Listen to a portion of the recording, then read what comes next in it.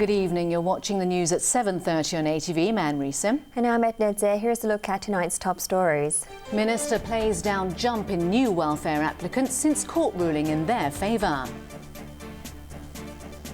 Apple signs deal with China Mobile to sell iPhones to hundreds of millions of new customers. Russian president releases punk rocker from jail, but she calls it a PR stunt. The government has received at least 475 welfare applications from new immigrants who've been here for less than 7 years, after the Court of Final Appeal ruled in their favour last week. But Welfare Minister Matthew Cheung is playing down concerns about the burden on the social security system.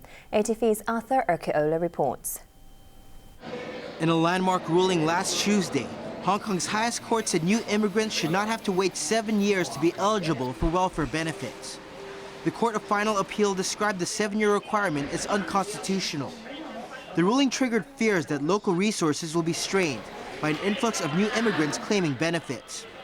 This afternoon, Labour and Welfare Secretary Matthew Cheung revealed that up until last Friday, there had already been 475 welfare applications by people who initially weren't eligible because they're not permanent residents. But the welfare chief tried to play it down, saying the increase in public spending may not be as high as people think.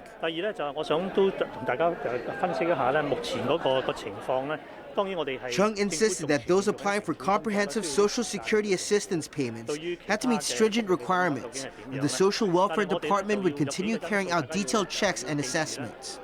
He also pointed out the effect of the ruling may be partially offset, as those living in the city now eligible for welfare would no longer apply for handouts from the Community Care Fund, which helps those outside the social safety net. Just yesterday, Financial Secretary John Tsang warned that the government, meaning taxpayers in this case, would inevitably have to foot the higher bill, and he has asked his team to assess the impact of the court ruling. Local delegate to the National People's Congress, Maria Tam, said on a radio show this morning that an interpretation of the basic law is not warranted, and the decision by the Court of Final Appeal, the CFA, should be respected.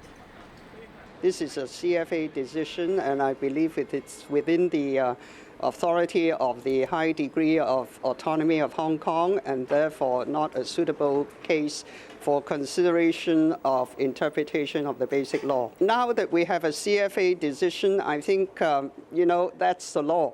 And I'm afraid the Hong Kong government has to, comply with it. There are fears that allowing newcomers to claim welfare payments will also increase resentment towards mainlanders, who have already been blamed for sky-high property prices and shortages of infant milk formula. Hong Kong people and the mainlanders, there are good times and bad times. I think we have to take both. On the one hand, they are here to support our economy. On the other hand, we have to make accommodation. Tam also pointed out that the one-way permit scheme allowing up to 150 mainlanders to come to Hong Kong each day is for family reunions, and the central government is the authority granting approval. Tam warned that not allowing these people to enter the city could leave the administration open to legal challenges through judicial reviews. On the chief executive election in 2017, Tam insisted that nominating candidates is not a universal right. Tam, who's a member of the Basic Law Committee, said people cannot just focus on universal suffrage while weakening or undermining the role of the nomination committee. She also believes that Chief Executive Leung Chun-ying was not being targeted by Hong Kong and Macau Affairs Office Director Wang Guangyao when he called on the top leaders of Hong Kong and Macau to list their shortcomings along with their achievements in their annual reports to Beijing. Tam said Wang's demand was expected due to the higher standards set for central government officials. Arthur Urquiola, ATV News. US tech giant Apple has reached a deal to sell its popular iPhone on the mainland through state-owned China Mobile, the world's biggest phone carrier. That gives Apple access to 760 million customers in the country, while it's trailing rivals like Samsung. But real success may depend on the price of iPhones, which are expensive, and the quality of the carrier's 4G network. This year's much-anticipated tech deal has finally arrived, and it's been tied up with a nice shiny bow just in time for Christmas. After years of negotiations, state-owned China Mobile has struck a multi-year deal to bring Apple's iPhone to the world's largest mobile network next month. The new iPhone 5S and iPhone 5C will be available for pre-registration on China Mobile's website from Wednesday, Christmas Day. In a joint statement with Apple today, China Mobile Chairman Xi Guohua said the company knows there are many China Mobile customers and potential new customers who are anxiously awaiting the incredible combination of iPhone on China Mobile leading network. The long-awaited deal is expected to give Apple iPhone sales a massive boost in its number 2 market after the US. At the end of November, the mainland had 1.23 billion mobile subscribers. Demand for iPhones, once hugely popular on the mainland, have slumped there as lower-priced rival smartphones from Samsung and Chinese companies entered the market. Apple iPhones can currently be used on China Mobile's 2G network, but not on its higher-speed 3G network, due to a homegrown standard the carrier has adopted. The financial terms of the deal were not announced, nor were the details of pricing and availability for its latest iPhone, the 5S and 5C lines, which Apple said would be available at a later date. The phones will go on sale in China Mobile's retail stores on the 17th of January for the first time, but customers will be able to pre-register on Christmas Day. While mainland users are generally upbeat, some have raised concerns about the cost of the devices to be offered by China Mobile. The unsubsidized price of the iPhone 5, a model with slightly reduced cost to appeal to budget-conscious consumers, is $550 in America, but higher in other countries, often due to tax and regulatory costs. On the mainland, the 5C sells at more than $700. It's a big move for Apple to a mass market in a country with an average annual income of about $4,000 a month, less than 1/10 the US level, and where customers are still making the transition from regular mobile phones to more advanced smartphones. So Apple may have to come up with a cheaper version of its iPhone to earn its bite of the lucrative mainland mobile market. Back in Hong Kong, for the first time, police are teaming up with a youth group in a joint effort to crack down on cybercrime targeting teenagers. The move comes after a surge in the number of youths falling victim to online scams, including sexual blackmail. ATV's Raymond Young reports. Police painted a grim picture for the media today on a growing trend of teenagers falling prey to cybercrime in recent months. Between January and November, New Territory South Police received 731 reports of technology-related crime. That's up from 472 cases during the same period last year, a surge of 54.9%. Of those cases, 199 involved victims aged 24 or younger, up from 136 in 2012. More than 60 of them were scammed while making purchases at online auction websites, while 59 others met swindlers playing online games. Another alarming trend is the sharp rise in the number of cases related to naked chats, where victims are blackmailed after taking photos or videos in compromising positions. A total of 441 cases were reported citywide for the first 11 months of this year, an 8-fold increase from 49 a year ago. Victims as young as 14 were asked for money amounting to $1.6 million.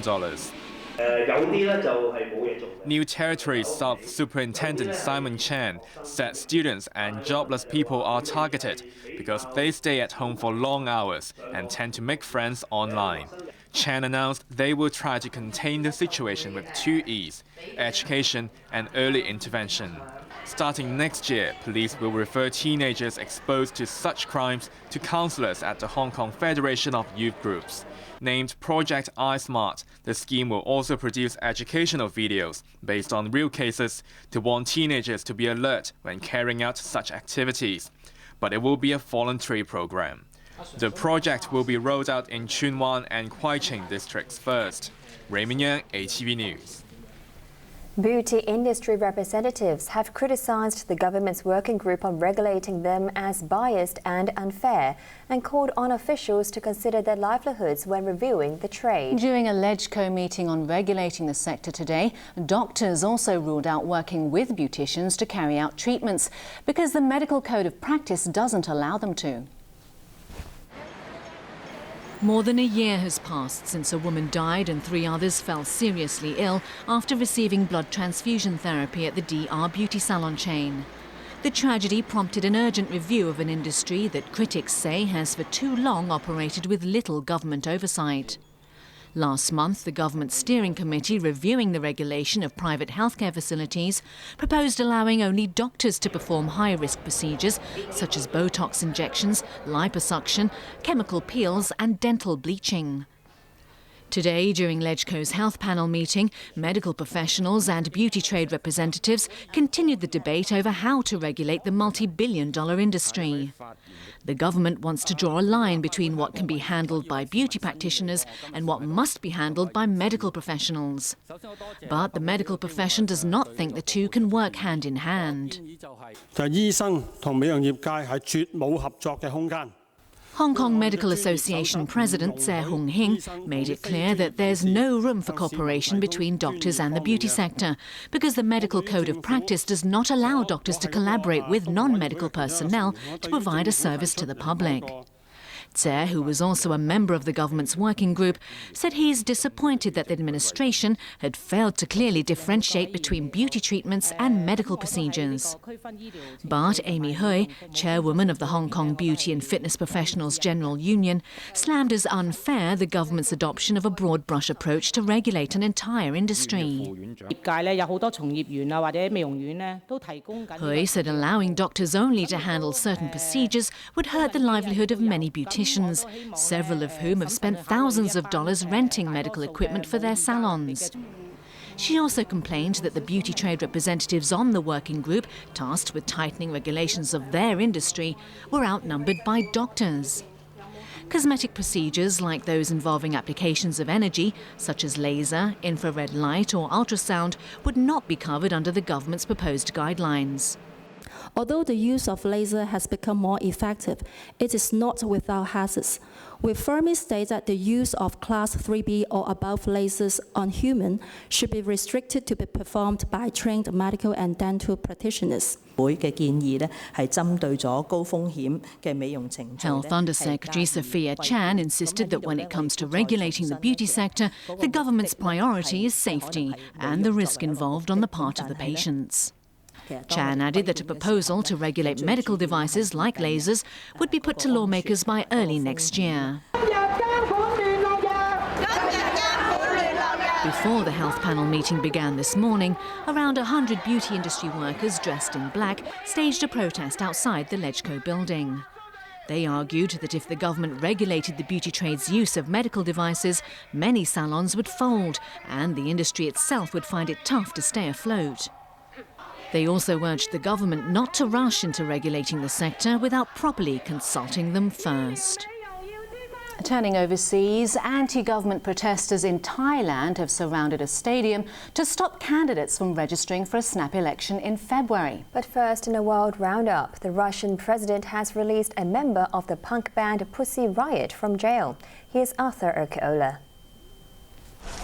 She walked out of prison a free woman, but Maria Alyokina is not over the moon. She and another member of her band Pussy Riot were granted an amnesty by Russian President Vladimir Putin, but the performer said he had ulterior motives. I was keen to reject the amnesty. However, the prison was ordered to release me, said Alyokina. She branded Putin's move as a PR exercise ahead of the Winter Olympics Russia will host in February. The Pussy Riot band members, who were due to be freed in March, were jailed last year for performing a protest song in Moscow's main cathedral. Last Friday, Putin pardoned one of his fiercest critics, former oil tycoon Mikhail Khodorkovsky, who has since been reunited with his family in Germany. Anti-government protesters in Thailand have disrupted the registration of candidates for February snap election. Thousands of demonstrators besieged a stadium in the Thai capital, preventing many hopefuls from signing up. But they have until Friday to complete the process. The protesters are demanding the formation of an unelected People's Council to draw up rules for a new election. Their aim is to ensure that caretaker Prime Minister Yingluck Shinawatra and members of her family will be shut out of politics altogether. But Yingluck has said she'll contest the polls, which her party is likely to win, because it has strong support in Thailand's most populous provinces.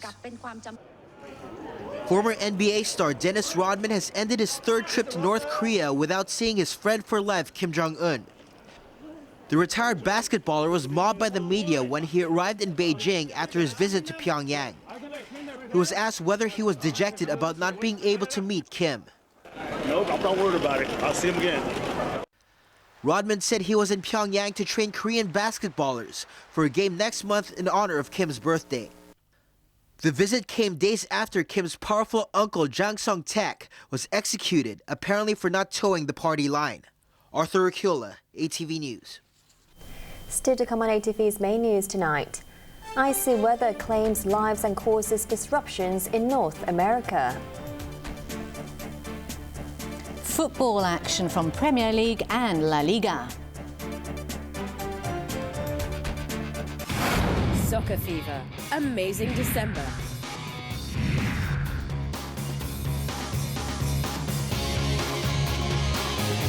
Soccer fever, Inverness CT versus Celtic, Sunday night at 8:30, live on World Channel. Watch the live show on your phone and ATV website. You don't have to go to Japan, you're already there. Follow Begin Japanology into the world of Japanese culture. Experience the traditional and modern life.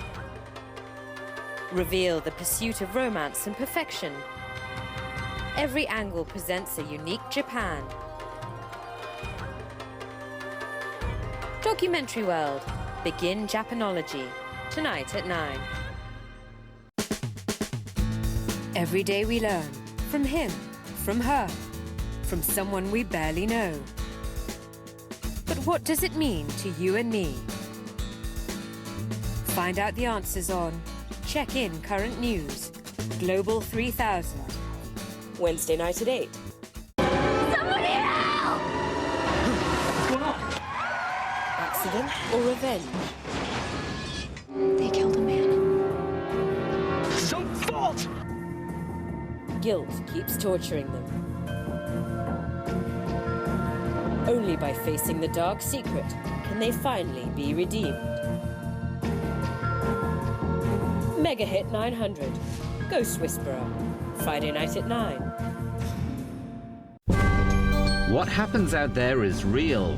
Get the latest European news and current affairs. Whatever happens, when it happens, you're always the first to know. Check In Current News. European Journal. Tonight at 8.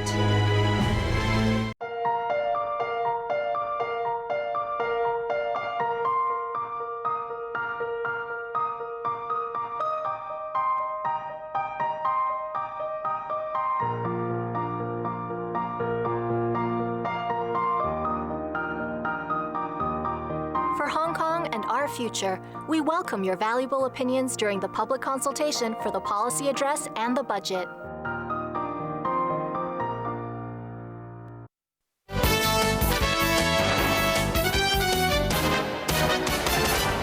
The government has unveiled a new website for students to find courses at self-financing post-secondary institutions. Officials have dismissed concerns about over-enrollment at some institutions. According to the government, the new concourse website launched today allows students to search for information on self-financing post-secondary institution programs. The $1 million site lets them know about the post-secondary sector, government support measures, graduate progression pathways, and scholarship information. The Committee on Self-Financing Post-Secondary Education says while it's not compulsory for institutions to provide full information, there's enough transparency. There are a lot of disclosures about the number of students that they expect to enroll, the fees to be charged, the application fees, if any. So from that perspective, a lot of the information are being made available through concourse. And all these will enhance the transparency of the sector. The Deputy Secretary for Education dismissed concerns about over-enrollment. We haven't detected any over-enrollment cases or serious over-enrollment cases in this academic year. So we are pleased to report that since the introduction of this transparency arrangement, we have seen more self-regulation on the part of the institutions. The committee has already uploaded information for students interested in the 2014 to 2015 academic year. Wintry conditions have gripped large parts of North America as tens of millions of people hit the roads ahead of the festive holiday season. Treacherous road conditions were blamed for at least 8 deaths in the US, while in Canada hundreds of thousands of people were left shivering after power lines were cut. Raymond Young reports. A massive storm has pounded the Canadian province of Ontario, downing power lines and leaving 350,000 people without electricity. The worst hit was the provincial capital, Toronto, where 250,000 residents have no power. City officials hope supplies will resume before Christmas.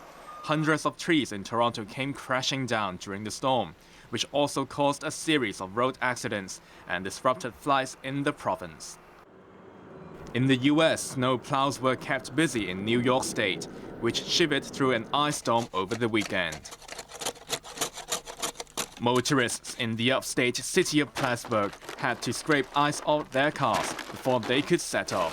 Ice storms also hit various states in the US Midwest and were blamed for at least 8 deaths on the roads. The icy conditions made driving treacherous at a time when about 90 million Americans are on the roads for family reunions and holidays ahead of the festive season. Weather forecasters have warned travelers to stay alert for freak weather conditions. While many states are hit by ice and snow, some are facing tornadoes, strong winds and flash floods. In Hancock, Indiana, cars broke down while trying to get through flooded streets. And in the nearby town of Franklin, a cemetery was flooded, causing extra grief to those with relatives buried there. Raymond Young, ATV News.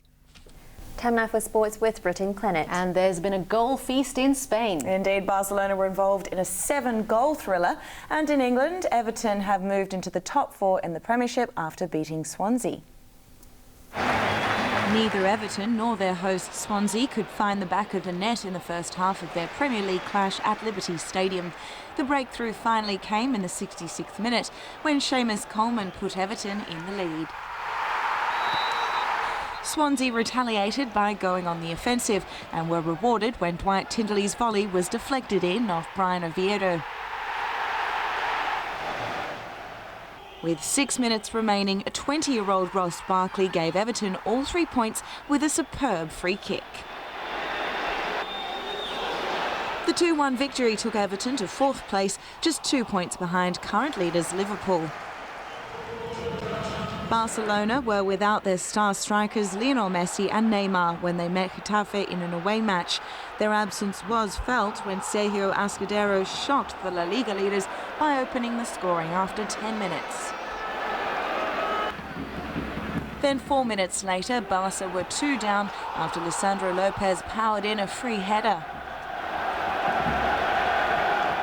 But Pedro came to the rescue, scoring a hat-trick in 9 minutes, the first goal coming on 34 minutes. The Spanish international then fired from the edge of the penalty area to equalise. His third came just before the break, giving Barcelona a 3-2 lead at half-time. Pedro turned provider midway through the second half, setting up Cesc Fabregas to volley in Barca's 4th. Fabregas's penalty shot put the icing on the cake of the 5-2 triumph. Barca topped the table on goal difference as they and Atletico Madrid both have 46 points. To winter sports now. The world's top skiers and snowboarders have been competing in Italy and Canada ahead of the Winter Games in Russia next year. Canada's David Duncan continued his impressive run at the Ski Cross World Cup, collecting his 2nd gold in 2 days at the event in the northern Italian town of San Candido. The 31-year-old fended off competition from Austria's Andreas Matt and German Daniel Bernacker to win the men's freestyle final.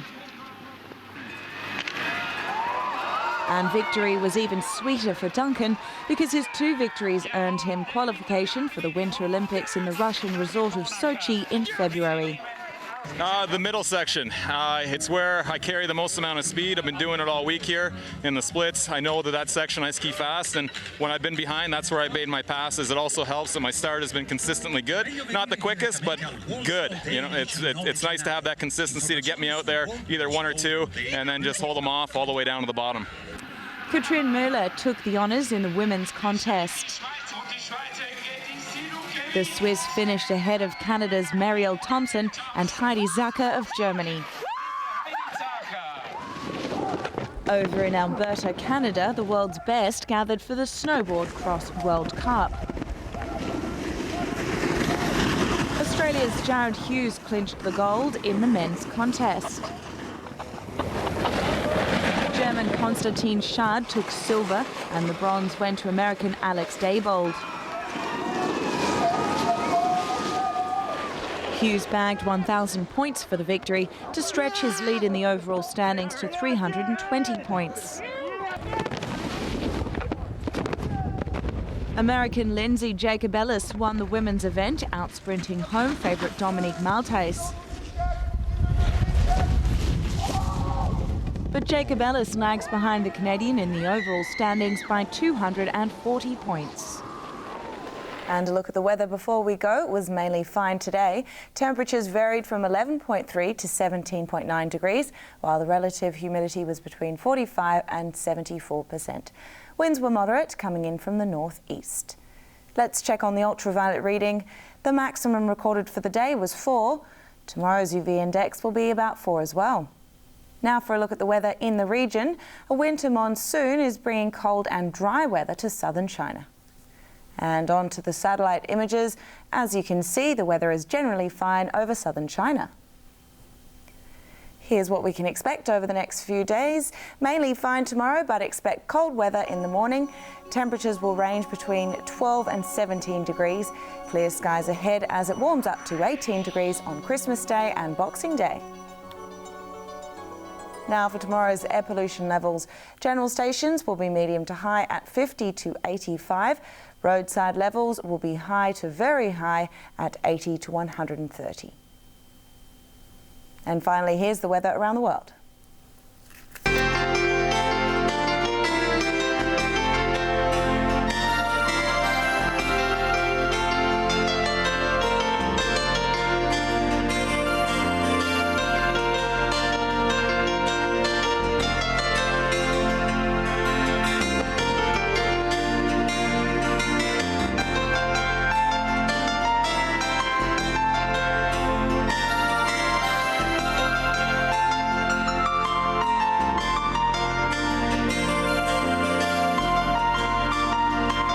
That's our main news for Monday night. We'll have an update in 1 hour. I'm Edna. I'm Brittyn Clennett. And I'm Anne-Marie Sim. Thanks for watching ATV. Good night. Good night.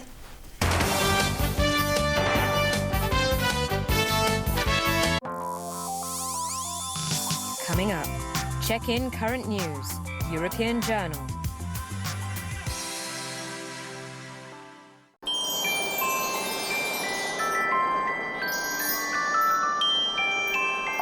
ATV wishes you a Merry Christmas.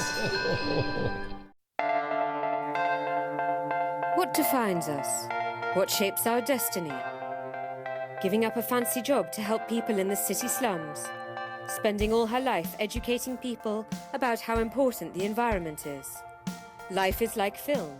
He finds art everywhere. Pursuits tell you what inspires and motivates them.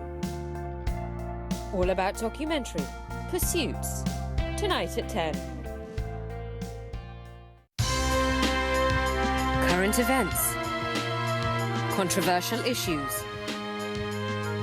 In-depth accounts of the latest news and happenings that impact us all. Get to the heart of the matter. Get the inside story. Tuesday evening at 6:55. Being a child is a bed of roses. But in Japan, the truth is that preschoolers might never have had it tougher. Children have to fight to enter a better school. To reach the goal, every detail is carefully considered. No parents would think it's too much in order for their children to learn. All about documentary. Being a child. Tuesday night at 10. What happens now could be prevented in the future. What was impossible yesterday might become possible tomorrow. Let's find out how science makes our world a better place. Tomorrow Today, Saturday night at 7. 7 couples, 30-day trip. It's lifetime happiness to travel around amazing sights.